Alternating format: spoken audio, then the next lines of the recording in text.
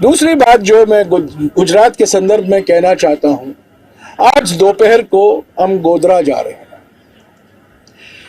ठीक 75 साल पहले 13 फरवरी 1949 को देश के प्रधानमंत्री जवाहरलाल नेहरू गोधरा आए थे। वो पहले आनंद गए थे 13 फरवरी 1949 को, जहां वहां उन्होंने वल्लभ विद्यानगर का शिलान्यास रखा।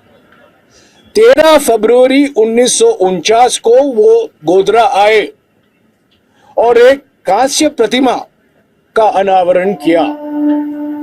और वो प्रतिमा किसका था?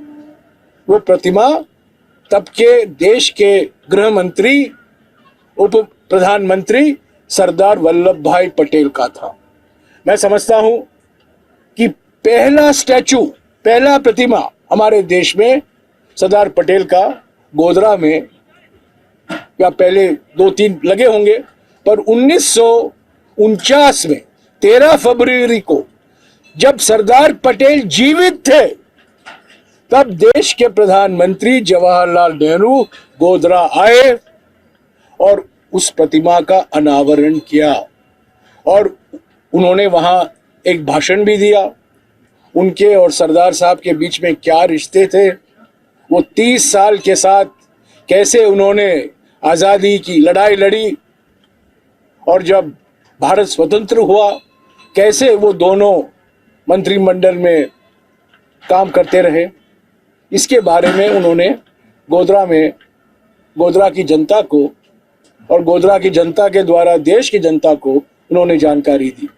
गोधरा में टाउन हॉल का शिलान्यास भी रखा, और वो टाउन हॉल जो गोधरा में, जिसका शिलान्यास पंडित जवाहरलाल नेहरू ने किया था 13 फरवरी 1949, उसके बाद 1954 31 अक्टूबर को लाल बहादुर शास्त्री जी आए, तब वो रेल मंत्री थे, और वो टाउन हॉल का उद्घाटन किया।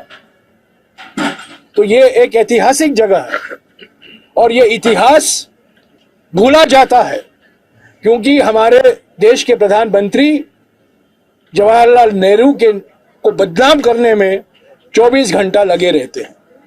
उनका नाम मिटाने में हमारे इतिहास से, उनके योगदान को भुलाने के लिए 24 घंटे, और उनके नाम को बदनाम करने में 24 घंटे लगे हुए हैं। इसीलिए मैं समझता हूं कि महत्वपूर्ण है देश को याद दिलाना कि जब सरदार पटेल जीवित थे, जवाहरलाल नेहरू आए, गोधरा आए 13 फरवरी 1949 को, उन्होंने कहा ऐसे तो मैं मूर्तियों के अनावरण के पक्ष में नहीं हूं। उन्होंने ये भी कहा, और वो भी वो व्यक्ति जो जीवित हैं, पर मैं सरदार पटेल, वल्लभ भाई पटेल के नाम के प्रतिमा को मैं कभी नहीं इनकार कर सकता हूं, क्योंकि वे आधुनिक भारत के निर्माता हैं। मैं उनके साथ काम किया हूं 30 साल से। ये इतिहास हमारे देश के प्रधानमंत्री और हमारे देश के गृह मंत्री, हमारी बदनसीबी है कि ये दो व्यक्ति हैं जो प्रधानमंत्री पद और गृह मंत्री पद पर बैठे हुए हैं। इतिहास को वापस लिखने में, नेहरू के योगदान को मिटाने में, और खास तौर से पंडित नेहरू को बदनाम करने में रोज लगे हुए रहते हैं। Stay ahead with our cutting-edge news app. Instantly access the latest shorts in just 1 minute and breaking news in just 50 words. Download now for a smarter, faster news experience.